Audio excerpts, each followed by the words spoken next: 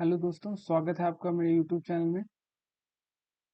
तो आज के इस वीडियो में हम लोग linear differential equation with constant coefficient का पर्टिकुलर इंटीग्रल निकालने के लिए सीखेंगे कि पर्टिकुलर इंटीग्रल कैसे निकालते हैं। ठीक है, देखिए q का जो वैल्यू होता है, q यहाँ पे अलग अलग फंक्शन के लिए यूज होता है, डिफरेंट डिफरेंट फंक्शन के लिए। ठीक है, तो ये केस फर्स्ट है जिसमें हम लोग q लिए हैं e⁴ax।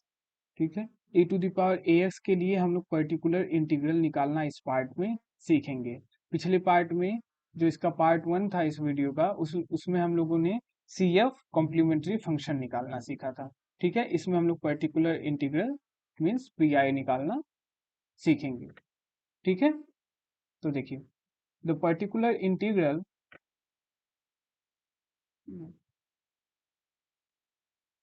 let 1/f dq denotes some function of x which when operated upon by fd give q. It is clear that this function is a particular solution of the differential equation. ये जो हम लोग का q function होगा, यही हम लोग का पार्टिकुलर सोल्यूशन होगा किसके लिए? डिफरेंशियल इक्वेशन के लिए। ठीक है, जो कि डिफरेंशियल इक्वेशन हम लोग का इस फॉर्मेट में लिखा जाता है। डी यहाँ पे एक ऑपरेटर है जिस डी का वैल्यू होता है d/dx, यही होता है वैल्यू। पिछले वीडियो में बताया गया था। देखिए ये वाला वीडियो देखने से पहले आपको इसके पार्ट 1 को देखना ही पड़ेगा, नहीं तो आपको यहाँ से समझ नहीं आने वाला है। ठीक है, तो आप पार्ट 2 देखने से पहले पार्ट 1 वाला वीडियो जरूर देखिए। ठीक है, अब देखिए इस दिए हुए इक्वेशन को हम लोग इस फॉर्मेट में लिख सकते हैं। जो यहाँ पे एफ डी है इसको क्यू के अपॉन में लिख दिए हैं। ठीक है, सेम चीज है।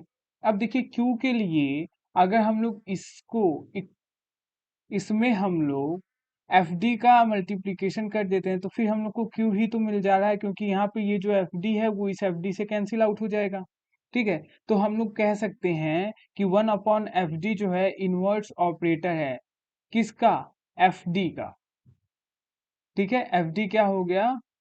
एफ डी का जो इनवर्स ऑपरेटर हो गया वो हो गया ये 1/FD। ठीक है, मल्टीप्लीकेशन के लिए इनवर्स ऑपरेटर है। फिर देखिए therefore 1/FDQ is equal to the integral of Q dx। ठीक है, इसको इस फॉर्मेट में हम लोग लिख सकते हैं। अगर Q है 1/FD है तो अगर Q का इंटीग्रेशन हम लोग कर देते हैं किसके रिस्पेक्ट में? x के रिस्पेक्ट में। ठीक है, जो हम लोग का इंडिपेंडेंट वेरिएबल होगा उसके रिस्पेक्ट में, तो हम लोग को वैल्यू मिल जाएगा इसका। ठीक है, अब चूंकि हम लोग Q का dx के रिस्पेक्ट में क्या कर रहे हैं? इंटीग्रेशन कर रहे हैं। ठीक है, तो हम लोग को ऑर्बिट्री कांस्टेंट लगाने की जरूरत नहीं है। क्यों नहीं जरूरत है? Because it is a particular integral. Particular integral होने की वजह से हम लोग जब इसका इंटीग्रेशन करेंगे, इसका जो इंटीग्रेशन का आंसर आएगा उसमें हम लोग को कांस्टेंट साथ में ऐड करने की जरूरत नहीं होती है। नॉर्मल जब भी हम लोग इंटीग्रेशन करते हैं तो हम लोग उसमें कांस्टेंट जरूर ऐड करते हैं।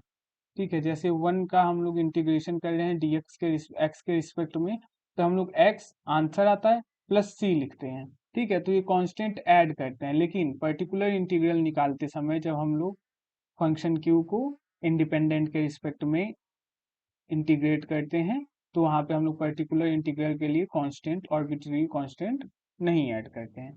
ठीक है, देखिए और अगर 1/d यानी कि जो हम लोग का ऑपरेटर होता है ना d/dx, फिर ये d। ठीक है, इसको क्या लिख सकते हैं? इंटीग्रेशन ऑफ q, यहाँ पे q है, q dx। ठीक है, ये सिर्फ इस केस के लिए चल रहा है। इसको हम लोग आगे डिटेल में पढ़ने वाले हैं, बस मैंने यहाँ नोट में बता दिया है ताकि आप लोग को एक बार ध्यान रहे। आगे हम लोग इसका यूज बहुत ही डिटेल में करेंगे आने वाले 1-2 वीडियोस के बाद। ठीक है, और ये इम्पोर्टेंट है, ध्यान रखिएगा आप लोग। देखिए method of finding particular integral, इस टाइप में इक्वेशन दिया रहेगा डिफरेंशियल इक्वेशन।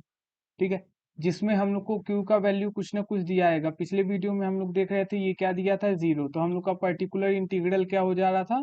0 हो जा रहा था। इस वजह से जो हम लोग का y के टर्म में जो कंप्लीट सॉल्यूशन आ रहा था वो सिर्फ CF के टर्म में ही आ जा रहा था, क्योंकि पर्टिकुलर इंटीग्रल यहाँ पे 0 हो गया था।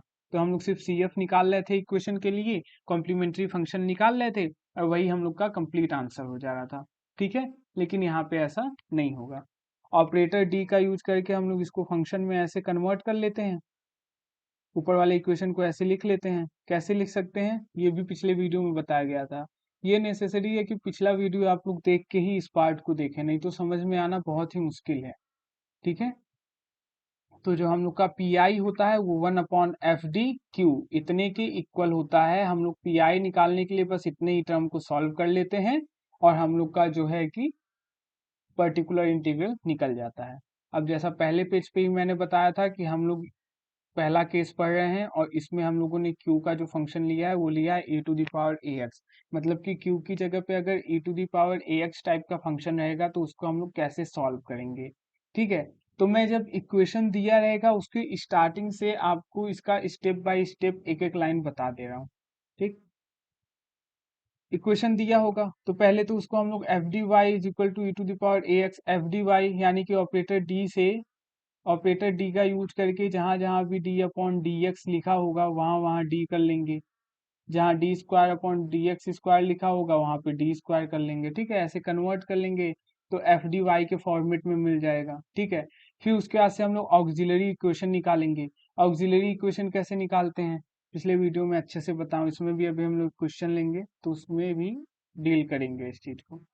ठीक है, उसके बाद से फिर ऑक्सिलरी इक्वेशन का यूज करके हम लोग फिर टेबल देखते हैं। ऑक्सिलरी इक्वेशन से जो हम लोग का रूट आता है, रूट के बाद से हम लोग टेबल देखते हैं कि टेबल में रूट कैसा मैच हो रहा है, उसके अकॉर्डिंग हम लोग क्या लिख लेते थे, कंप्लीमेंट्री फंक्शन लिख लेते थे। तो यहीं तक हम लोग का कंप्लीट सॉल्यूशन मिल जाता था। लेकिन अब इसमें एक स्टेप बढ़ गया है जिसमें हम लोग को पी आई भी निकालना है, पर्टिकुलर इंटीग्रल भी निकालना है। ठीक है, क्योंकि यहाँ पे q का वैल्यू 0 नहीं है, q एक फंक्शन बन जा रहा है हम लोग का e⁴ax के टर्म में। ठीक, तो देखिए how to find particular integral. Particular integral हम लोग कैसे निकालते हैं, तो इस फॉर्मेट में लिखा जाता है, ये जो ऊपर आपको दिख रहा है। तो देखिए P I is equal to 1/FD, Q का क्यू फंक्शन है e⁴ax का तो उसको लिख दिए। ठीक है, अब हम लोग सिंपली एफ डी यानी कि इस डी की जगह पे ये जो वैल्यू ए है उसको लिखते हैं, उसको रख देते हैं उस फंक्शन में। एफ डी में डी की जगह पे ए का वैल्यू रख देते हैं, और अगर एफ ए का वैल्यू 0 के इक्वल नहीं आता है तो हम लोग का पी आई वहीं पे तुरंत मिल गया। उसको थोड़ा सा सॉल्व करेंगे, सिंप्लीफिकेशन करेंगे उसका, हम लोग को पी आई मिल जाएगा। लेकिन अगर हम लोग इस डी की जगह पे ए का वैल्यू पुट कर रहे हैं, जो एफ डी हम लोग का आएगा, एफ डी जो क्वेश्चन में दिया हुआ होगा, और e⁴ax जो हम लोग का q है। ठीक है, q इज इक्वल टू जो ये दिया हुआ है, इसमें जो a का वैल्यू है उसको हम लोग d की जगह रखे और ये पूरा 0 हो गया, तो वहां पे केस फेल हो जाएगा। और केस फेल होने के केस में अब क्या करते हैं, ये फेलियर का केस यहाँ पे मिलने लगता है जब 0 होता है। तो ऐसा होने के बाद से फिर हम लोग क्या करते हैं, एफ डी को इंटीग्रेट करते हैं। ठीक है, देखिए यहाँ पे इस लाइन को देखिए आप लोग ध्यान से, एक्स का हम लोग मल्टीप्लीकेशन कर देते हैं, मतलब कि जो हम लोग का इंडिपेंडेंट वेरिएबल होता है उसका मल्टीप्लीकेशन करेंगे इस वाली लाइन में, और एफ डी का इंटीग्रेशन सॉरी डिफ्रेंशिएशन कर देते हैं। ठीक है, एफ डैश डी। ठीक, और उसके बाद से फिर इस डी की जगह हम लोग ए का वैल्यू पुट करते हैं। ठीक है, और अगर फिर 0 आने लगे तो फिर केस फेल हो जाएगा, फिर फेलियर का केस मिलेगा। फिर सेम प्रोसेस, फिर एक बार एक्स का मल्टीप्लीकेशन करेंगे पूरे फंक्शन में, उसके बाद से फिर एक बार डिफरेंशिएशन, तो यहाँ पे तब डबल डिफरेंशिएशन आने लगेगा। ठीक है, हालांकि एक से दो बार ही केस फेल होता है, दो बार डिफरेंशिएशन ज्यादा ज्यादा करते हैं तो फिर हम लोग को आंसर मिलने लगता है। ठीक है, अब मैं एक क्वेश्चन बताऊंगा तो आप लोग को अच्छे से समझ आ जाएगा, बस आप लोग ध्यान से सुनिए, बहुत आसान टॉपिक है। ठीक है, स्क्रीन पे आप लोग क्वेश्चन देख रहे हैं, इस क्वेश्चन को हम लोग सॉल्व करेंगे, आप लोग को अच्छे से समझ में आ जाएगा। ठीक है, तो इस क्वेश्चन को हम लोग सॉल्व करते हैं। देखिए दिया हुआ है हम लोग का डी स्क्वायर माइनस, देखिए पहले ये ऑपरेटर डी के फॉर्मेट में क्वेश्चन दे रखा है तो हम लोग को डी के फॉर्मेट में इसको कन्वर्ट करने की जरूरत यहाँ पे नहीं है। ये हम लोग का क्वेश्चन है, पिछले वीडियोस में हम लोगों ने पढ़ा था तो यहाँ पे 0 होता था क्यू का टर्म, इस वजह से हम लोग खाली सी एफ निकालते थे तो वही हम लोग का कंप्लीट सॉल्यूशन हो जाता था। ठीक है, यहाँ पे हम लोग को पी आई भी निकालना है, तब हम लोग को कंप्लीट सॉल्यूशन मिलेगा। ठीक, तो हम लोग इसको ऑक्सिलरी इक्वेशन में अब कन्वर्ट करेंगे।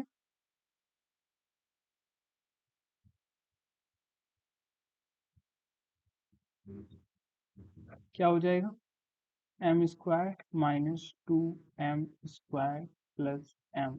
डी की जगह पे एम रख देते हैं, डी को एम से रिप्लेस कर दिया जाता है, ठीक है, और ये पूरा जीरो। इससे हम लोग रूट फाइंड आउट करेंगे, ये हम लोग का ऑक्सिलरी इक्वेशन हो गया, ठीक है।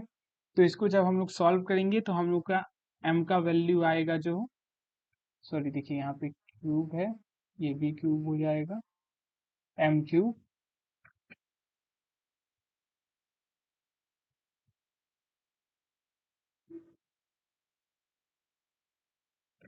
हम लोग का यहाँ पे m³ हो जाएगा, ठीक है।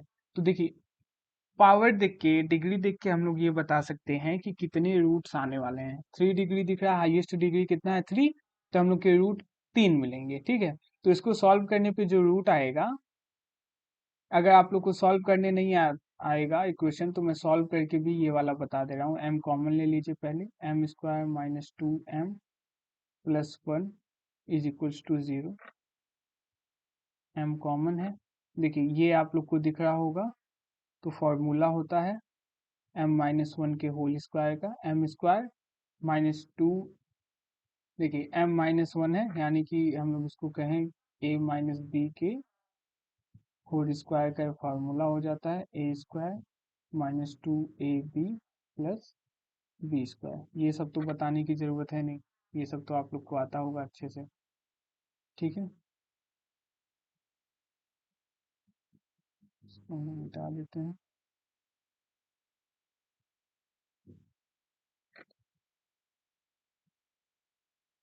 तो देखिए इज इक्वल्स टू 0, तो यहाँ पे m-1 दो बार यूज हो रहा है, लिख लिए, इज इक्वल्स टू 0। रूट क्या मिल गया हम लोग को, m इज इक्वल्स टू 0, 1 और 1, तीन रूट हम लोग को मिल गए m के, 0 1 1, ठीक है, जिसमें से दो तो सेम है, एक डिफरेंट हो गया, ठीक है। तो मैं कल एक टेबल आप लोग को बताया था, जो कि ये है। इस टेबल से हम लोग देख के पता कर रहे थे कि अगर सेम रूट है या डिफरेंट रूट है, इमेजिनरी रूट है, तो हम लोग कैसे उसका सॉल्यूशन देते हैं, ठीक है, सीएफ हम लोग कैसे निकालते हैं उसके लिए। तो इस टेबल को आप लोग एकदम ध्यान में रखिए, स्क्रीनशॉट लेके रखिए, मैंने इस वीडियो में भी मेंशन कर दिया है इसको। इसको आप लोग एकदम याद रखना पड़ेगा, ये नहीं याद है तो आप लोग सीएफ नहीं लिख पाएंगे, और सीएफ नहीं लिख पाएंगे तो जब सीएफ ही नहीं निकलेगा तो पीआई तक जाने की बात ही खत्म हो जाती है। जब आधा स्टार्टिंग का ही नहीं सॉल्व होगा तो आधा बाद का कैसे करेंगे, ठीक है, दोनों सोल्यूशन देना पड़ेगा ना। तो इस टेबल को याद रखिए, देखिए हम लोग का यहाँ पे 2 इक्वल रूट, हम लोग का ये वाला देखिए 2 इक्वल रूट, 2 इक्वल रूट आया है 1 1, उसके बाद से ऑल अदर आर डिफरेंट, और एक हम लोग का डिफरेंट आया है, तो इस वाले का हम लोग यूज करके अपना सॉल्यूशन लिखेंगे, ठीक है। तो क्वेश्चन की तरफ आते हैं।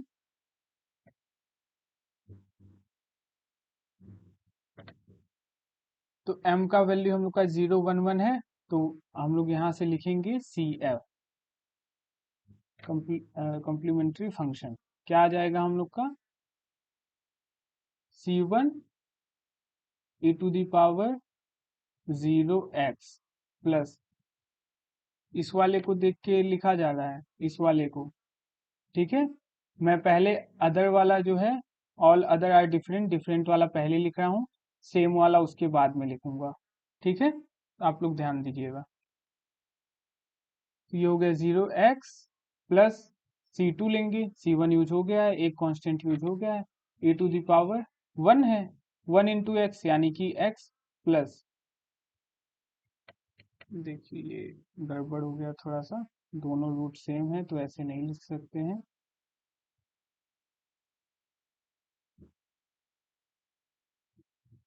C1 प्लस C2x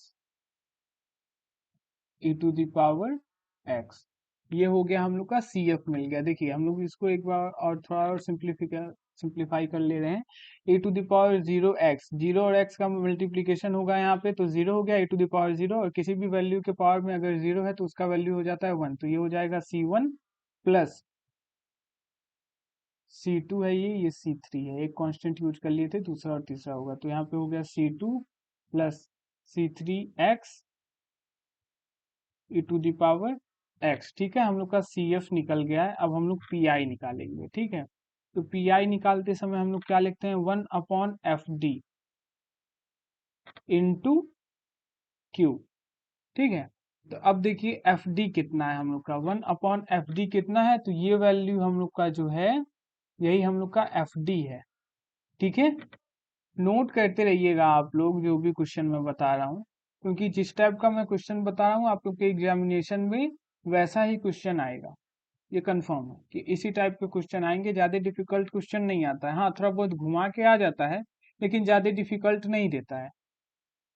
ठीक है, तो इसको हम लोग लिखेंगे यहाँ पे DQ -2D² प्लस डी।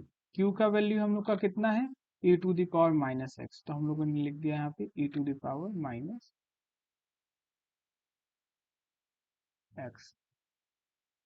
ठीक है, P I is equals 1 upon कितना आया था, DQ -2D² प्लस डी, और e⁻⁻x था। तो देखिए मैं यहाँ पे बताया हूँ आप लोगों को कि हम लोग क्या करते हैं, d की जगह पे वैल्यू रखते हैं इस a का। ठीक है, तो यहाँ पे जो a का वैल्यू है हम लोग का वो है -1। ठीक है, क्योंकि e⁻ax होता है, a का वैल्यू रखना है, a का वैल्यू हम लोग को इसमें कितना दिख रहा है, -1 दिख रहा है। ठीक है, -1 हम लोग हर एक d की जगह रखेंगे, तो क्या हो जाएगा, 1/d³ की जगह -1 रखेंगे तो -1 आएगा, क्योंकि क्यूब है यहाँ पे, और क्यूब कैसा है, ऑड नंबर है। तो जब किसी भी माइनस वैल्यू पे ऑड पावर होता है तो माइनस में ही आंसर आता है। ठीक है, -2 इस डी की जगह पे जब हम लोग रखेंगे -1, तो उसका स्क्वायर इवन पावर है, तो वो पॉजिटिव में कन्वर्ट हो जाएगा, और 1 का स्क्वायर करें, क्यूब करें, या कितना भी पावर करें आएगा तो 1 ही। तो ये -2 हो गया, और डी की जगह -1 रखेंगे तो -1। ठीक है, इतना आएगा, और e⁻ आ गया x। इसको सॉल्व करेंगे थोड़ा सा, 1/-4 e⁻x इतना आ गया पी आई। इसको हम लोग ऐसे लिख सकते हैं कि -1/4 e⁻x, ये हम लोग का पी आई निकल गया। अब हम लोग लिखते हैं complete solution is equal to complementary function plus particular integral, यही होगा हम लोग का कंप्लीट सॉल्यूशन। तो y इज इक्वल्स CF, कितना आया था CF हम लोग का, देखिए CF ये लिखा हुआ है, तो CF हम लोग का आया था C1 plus C2 plus C3x e⁻x plus P आई हम लोग का आया है -1/4 e⁻x। इस ब्रैकेट को हटा देंगे तो हम लोग का आंसर मिल जाएगा। देखिए क्या हो जाएगा, y is equals C1 plus C2 plus C3x e⁻x -1/4 e⁻x। तो ये हम लोग का कंप्लीट सॉल्यूशन हो गया। ठीक है, जो हम लोग का इक्वेशन दिया हुआ था उसका हम लोगों ने ये कंप्लीट सॉल्यूशन क्या है, निकाल लिया। ठीक है, देखिए बहुत आसान होता है पी आई भी निकालना, पर्टिकुलर इंटीग्रल निकालना कुछ मुश्किल नहीं है, बहुत आसान चीज है। ठीक है, एक क्वेश्चन मैं और बता रहा हूँ ताकि आपको अच्छे से, केस फेलियर वाला ले लेते हैं क्वेश्चन, ताकि आपको अच्छे से समझ में आ जाए। ठीक है, ध्यान से देखेंगे तो समझ में आएगा। देखिए पिछला क्वेश्चन हम लोग को डी के फॉर्मेट में दिया हुआ था, ऑपरेटर डी के फॉर्मेट में लिख के, ठीक है यहाँ पे देख रहे होंगे आप लोग तो, लेकिन ये नहीं दिया हुआ है, ये नॉर्मली एकदम लिख के दिया है, तो हम लोग इसको पहले ऑपरेटर डी का यूज करके आसान बना लेते हैं। तो हो जाएगा ये D³ minus D² y -4D plus 4y, यहाँ पे y भी होगा, इज इक्वल टू e⁻x। देखिए यहाँ पे हम लोग का q का वैल्यू कितना है, e⁻x है। ठीक है, अब देखिए y कॉमन ले लेते हैं तो हो जाएगा D cube minus D square minus 4d plus 4y is equals to e to the power x। अब ऑक्सिलरी इक्वेशन लेंगे, ऑक्सिलरी इक्वेशन। तो देखिए ऑक्सिलरी इक्वेशन जब हम लोग लेते हैं तो d को रिप्लेस करते हैं किससे, m से, तो m cube minus m square minus 4m plus 4 is equals to 0। इससे हम लोग रूट फाइंड आउट करेंगे। तो आपको दिख रहा है कि फिर से क्यूब है, इक्वेशन में हम लोग का जो हाईएस्ट डिग्री है वो है 3, तो हम लोग के 3 रूट आएंगे इसको भी सॉल्व करने पे। ठीक है, तो मैं डायरेक्ट लिख देता हूँ इस बारी। आप लोग को ऐसा नॉर्मल इक्वेशन तो सॉल्व करने आता ही होगा, रूट्स निकालने के लिए इंटर तक आप लोग बहुत पढ़े होंगे। तो इसका जो रूट आएगा वो आएगा m इज इक्वल्स -2 1 एंड 2। देखिए यहाँ पे -2 और ये 2 है, ठीक है, साइन भी डिफरेंट हो तो भी वो रूट डिफरेंट हो जाता है। ये नहीं कि माइनस प्लस नहीं ध्यान देंगे, माइनस प्लस भी ध्यान देंगे, ये भी अलग अलग वैल्यू हो गया। ठीक है, तो 3 वैल्यू हम लोग को मिला है और तीनों डिफरेंट। तो फिर हम लोग टेबल पे चलेंगे, टेबल पे देखिए रियल एंड डिफरेंट। ठीक है, तो रियल वैल्यू है और तीनों डिफरेंट है, तो हम लोग इस वाले का यूज करेंगे। देखिए टेबल आप लोग जरूर से जरूर याद रखिए, टेबल एकदम याद रखिए कि अगर डिफरेंट आएगा हर एक रूट तो इसका यूज करते हैं, दो या दो से ज्यादा इक्वल आ गया उसके बाद से डिफरेंट आ गया तो फिर ऐसे लिखेंगे। ठीक है, फिर देखिए इसमें दिया हुआ है are equal roots, are terms तक इक्वल आ गया फिर डिफरेंट आए तो इसका यूज करके लिखेंगे। ये बहुत आसान होता है, खाली वैल्यू रखना है इन सब पे, याद कर लीजिए आराम से। अगर इमेजिनरी रूट आया a plus minus I beta करके तो इन तीनों में से किसी का भी यूज कर सकते हैं। ठीक है, इन 3 तरीकों से लिखा जाता है, आपको जिसमें मन करे उसमें लिखिए, ज्यादातर पहला वाला ही यूज होता है। ठीक है, अब इक्वल पेयर आ गए, equal pair of imaginary root मतलब कि सेम इमेजिनरी रूट पेयर्स में आ गया, 2 बार यूज होने लगा, 2 बार आ गया। ठीक है, उसके बाद से डिफरेंट मिलने लगा, तो 2 बार के लिए हम लोग यहाँ तक लिखेंगे सेम में, उसके बाद से डिफरेंट को फिर वैसे ही लिखने लगेंगे जैसे पहले वाले पे लिखते हैं रियल एंड डिफरेंट के लिए। ठीक है, और अगर आयोटा के फॉर्म में इमेजिनरी नहीं आ रहा है लेकिन a plus minus under root B का टर्म अंडर रूट में है, ठीक है, तो इस फॉर्मेट में अगर आता है तो हम लोग ऐसे लिखते हैं y is equal c1 e to the power ax cos hyperbolic, hyperbolic में तब लिखने लगते हैं। ठीक है, या तो कॉस हाइपरबोलिक में या फिर साइन हाइपरबोलिक में। तो बस इस 6 टाइप के रूट आएंगे तो ये 6 तरीके का सॉल्यूशन होगा। 6 है, आराम से 6 मिनट में आपको याद हो जाएगा। ठीक है, नहीं 6 में याद होगा तो 12 में याद होगा।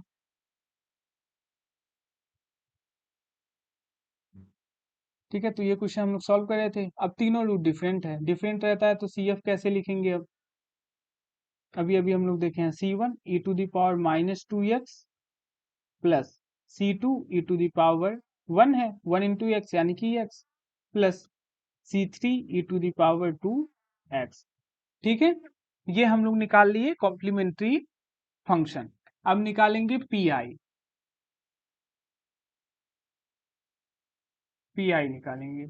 तो पी आई इज इक्वल्स क्या हो जाता है, 1/FD into Q. F D का वैल्यू इक्वेशन में देखिए, एफ डी का वैल्यू हम लोग का यही है, ये जो ब्रैकेट में लिखा हुआ है इतना हम लोग का एफ डी का वैल्यू है। तो एफ डी का वैल्यू हम लोग लिखेंगे यहाँ पे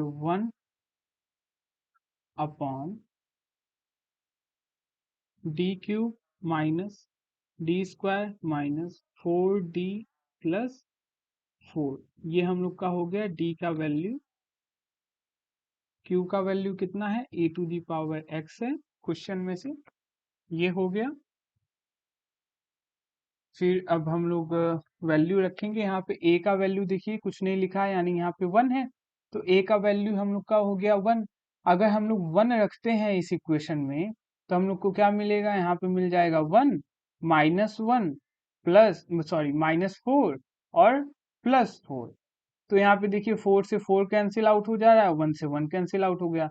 तो यहाँ पे तो F D is equal to 0 आने लगा ना। F D is equal to जो था यहाँ पे हम लोग ए रख दिए डी की जगह पे, ए का वैल्यू पुट किए जो कि है 1 यानी कि F1 इज इक्वल टू 0 मिलने लगा हम लोग को। तो यहाँ पे केस फेल हो गया। तो इस कंडीशन में हम लोग क्या करते हैं,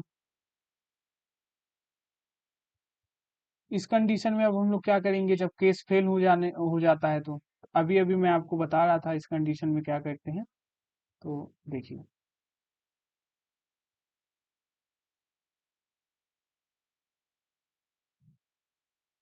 इस कंडीशन में अब हम लोग x से मल्टीप्लीकेशन कर देंगे, जो हम लोग का यहाँ पे है इंडिपेंडेंट जो है। उसके बाद से एफ डी जो है, जो कि ये पूरा वैल्यू है हम लोग का, उसको हम लोग क्या करते हैं, डिफ्रेंशिएट करते हैं। ठीक है, तो इसको डिफ्रेंशिएट करेंगे, डी क्यूब को डिफ्रेंशिएट करेंगे तो क्या हो जाएगा, 3d² माइनस डी स्क्वायर को डिफ्रेंशिएट करेंगे तो 2d, ये तो आसान डिफ्रेंशिएशन है, इसको डिटेल में बताने की जरूरत है नहीं।